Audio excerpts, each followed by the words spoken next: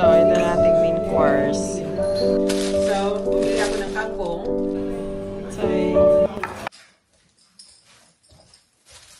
So, hi guys! Kararating lang natin galing sa ating appointment sa doktor. At dumaan na din ako ng Asian grocery.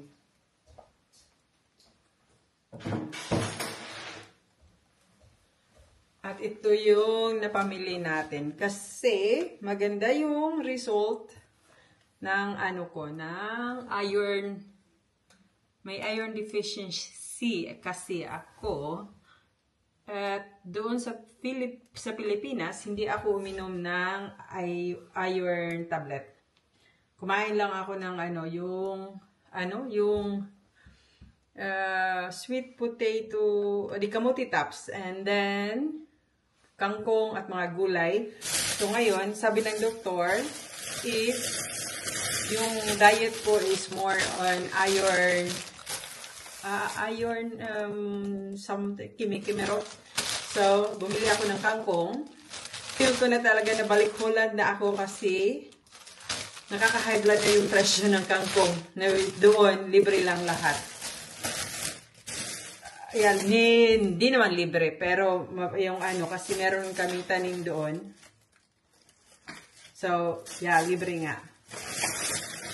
At bumili din ako ng tawag doon kimchi,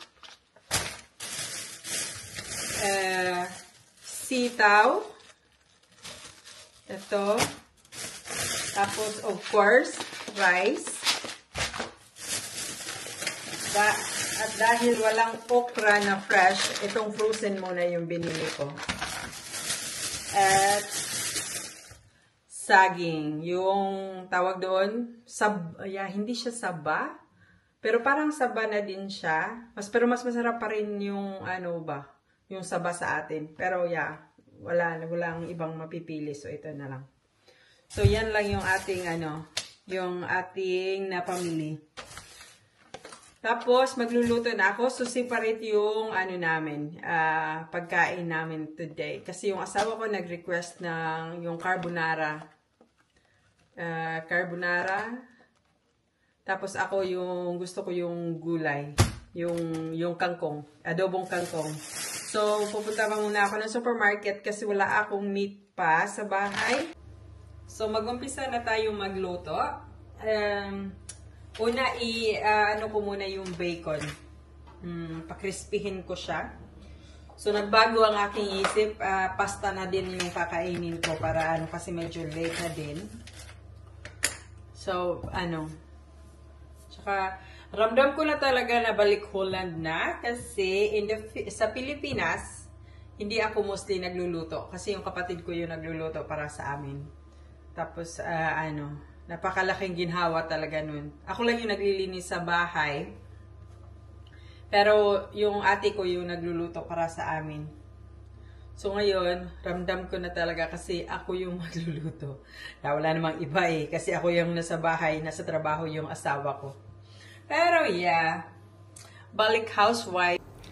So ito ang ating dinner, carbonara. Meron tayo ditong crispy bacon. Lalagyan ko ng mushroom, fresh mushroom yan.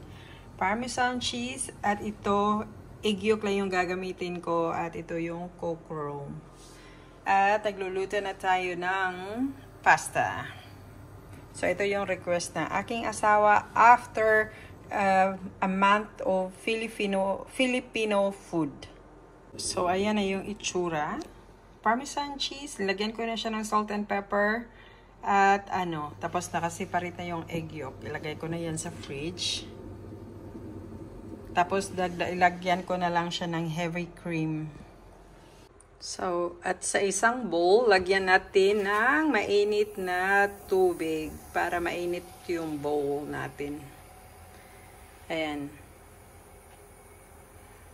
So, ibabad lang yan until gagamitin na. So, ayan na ang ating hapunan. At ayan na ang aking asawang gutom. So, kain guys. So, wasya da. Goed? Nee. Is het normaal? Ja, dat is druk. Ja?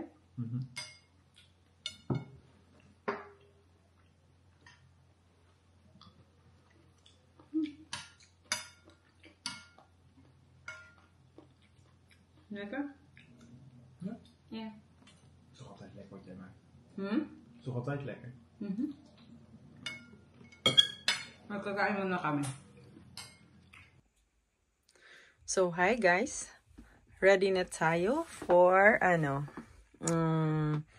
magdi-dinner kami sa labas kasi birthday 85 na yata yung mother-in-law ko, but we were in the Philippines. So, ngayon, magdi-dinner kami sa labas. So, ito yung outfit natin. Hindi to quartz. Just, magkaano lang. Tapos, ito yung bag natin, yung Louis Vuitton na pochette accessoire. So, ayan. Already na tayo. Anuhin ko na lang yung aking asawa.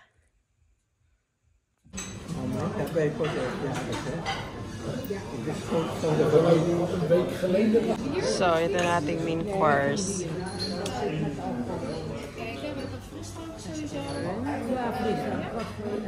Ayan. En voor Tommetje. Eet smakelijk. Zij. Hoor niet bij, Robbie.